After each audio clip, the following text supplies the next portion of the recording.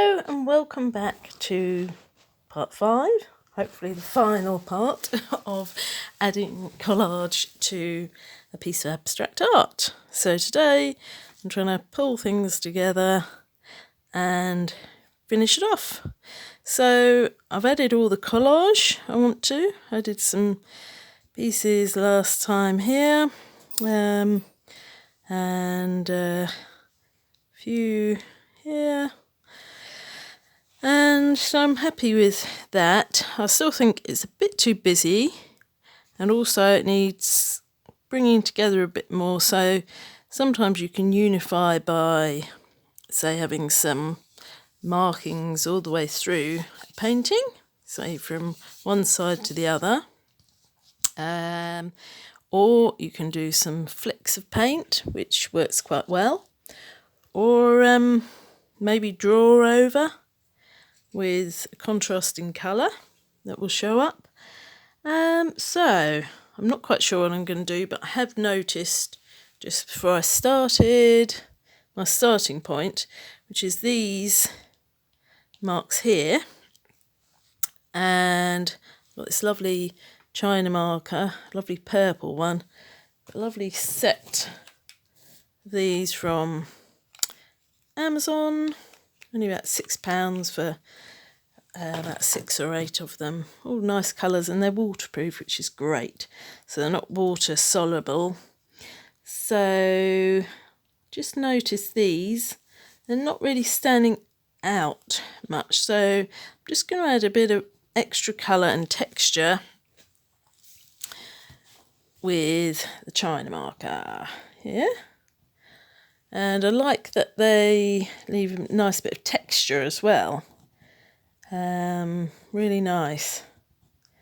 I do have some woody pencil crayons that are great, but they are water soluble, so and you really have to fix them well before varnishing, so I don't tend to use those so much, but these I find I highly recommend, especially for the price. I think they're great value. Right, so I'm happy with those, quite like that. Is there anywhere else I could put this? Bit of this China marker. No, I think for now I'll leave that. Sometimes, if I haven't done much mark making in the final stages, I'll just bring the whole picture together by maybe getting a pale colour, either pencil, non-water soluble one preferably, or a crayon or a wax crayon. So there we go. China marker is the word I wanted to find. Oh dear. So here we go. Here's a white one, which has been well used. You sort of pull this string down and peel the paper off around it to get some more lead, as it were. I'm going to try actually with this. I will do a bit, just like scribbles. Just again gives it a little bit of texture and brings it together a bit. And I'm thinking, do I try and lighten some of these areas? Let's give that a go. Yeah, doesn't show up that much. So maybe we will go on to another option, paintbrush. And I'm thinking some areas might need lightening a bit more, maybe pure or nearly pure white, just to sort of bring more of a contrast. So I'll start with areas I want to be just the more pure white. Whoops.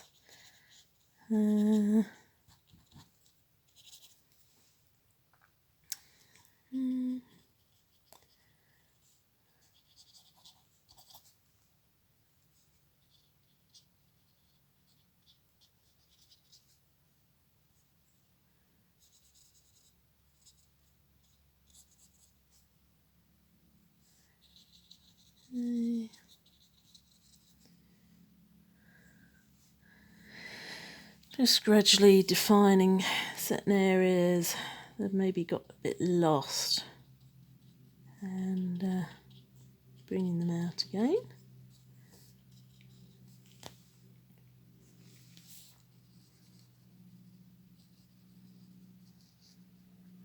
Again, as before, if you feel there's a bit too much paint or you want it to be more see-through,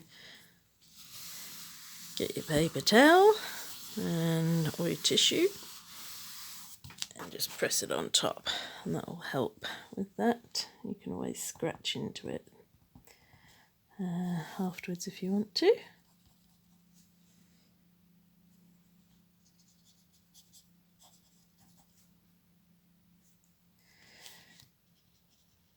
Now, one concern I have with this picture is there's a lot going on, so the way I'm trying to calm it down.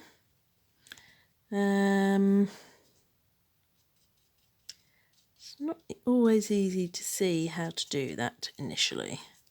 So I'm just starting off and start with the simple things I can change and improve, refine, and go from there. Can I define these lines down here a bit more, like those.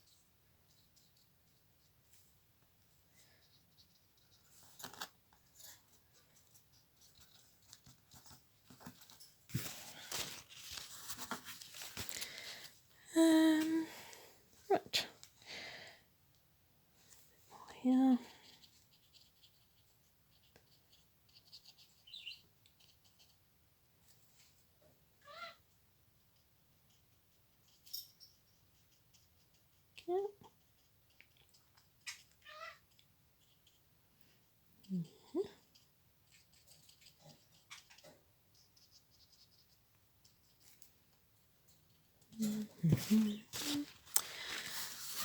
Okay.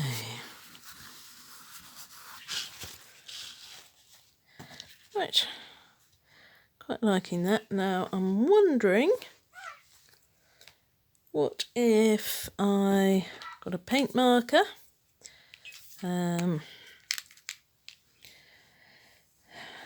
this white paint marker, and just gently define these turquoisey, greeny blue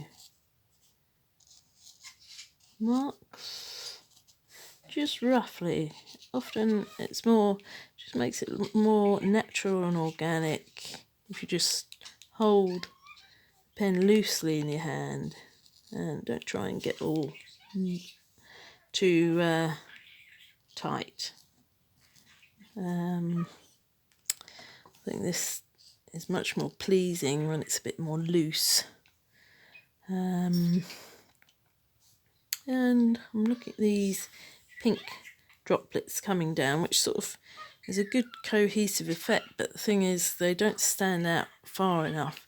So what I'm going to do is going to define them more by putting some of this white in the middle, which just will very slightly bring them forward.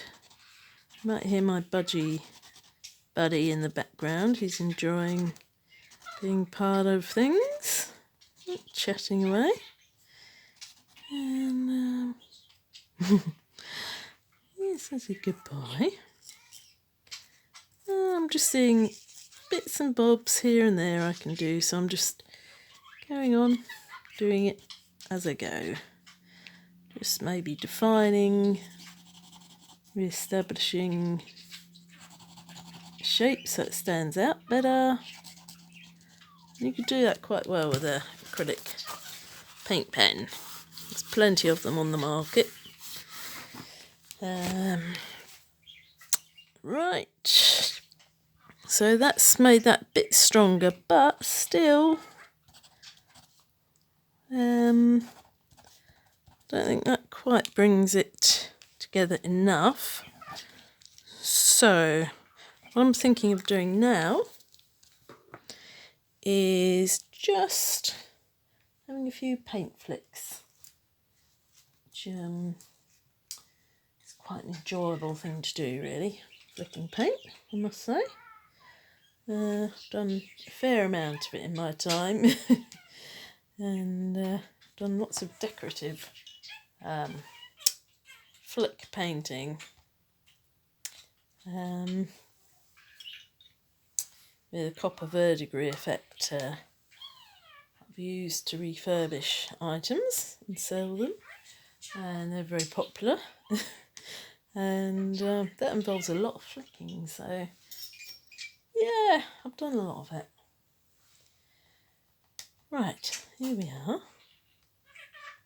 So I've got a pale sort of white colour I'm going to try, or it's slightly tinted with a turquoise, I think. But I'm going to get that first. Get a good bunch on my brush. Good lot of water. You always need plenty of water. And a good lot on your brush. And then I'm just going to tap. Okay. Ooh.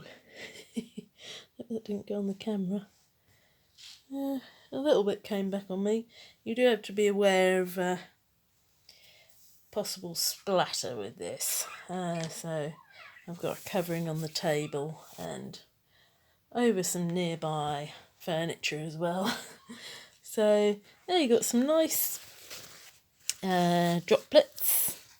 So, but I might just come in very gently, take a little bit of it off. Yeah, it's good. It's okay.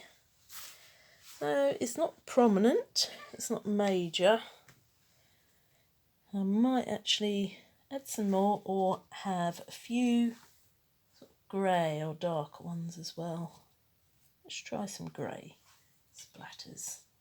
I don't want to overpower it with splatters, but sometimes it's good just to try things out. Let's try over here. Oh yeah. Oh, I quite like that actually. That sometimes you only know once you've tried it, and the good thing is with the splatters, you can actually, just like I did before, lift them off again, or in areas you don't want them. There, put a good lot on there. Actually, I quite like that. I think it is bringing it together a lot more. Good. And let's see if there's anything more we can do with a pale grey I've got here. I quite like that, the look of that colour. Get me a small brush that's good at going in between things. We'll see if we can pop some of that, maybe redefine certain areas. So we've got under here, there's a big sort of circular element. This. Where can I go with this? Maybe down here.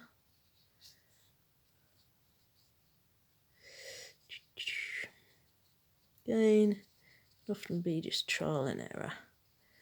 You sort of think, what if? And that's how you learn. Just have a go. Do it. If you don't like it, or you think there's too much paint there, just pop your towel over, and that's lifted a lot of that off. So it's good. It's left the residue of it, which I quite like. Might do a little bit down here as well.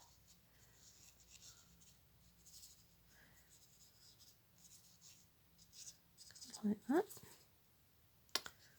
Maybe up here.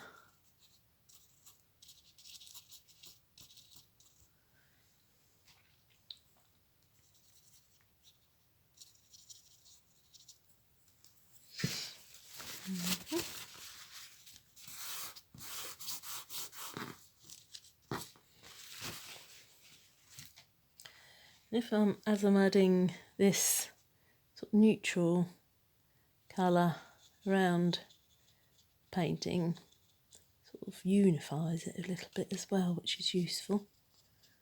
Yeah.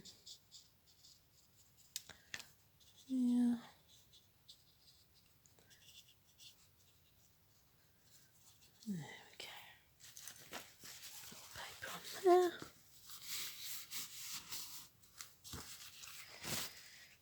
Okay, so while doing that, I've taken off some of the drip of the flicks, which is okay. Might just add a few little sort of paler ones again. This stage is about sort of pushing and pulling, I call it. Sort of add something, take it away, you know, see, test things out, see if you like it.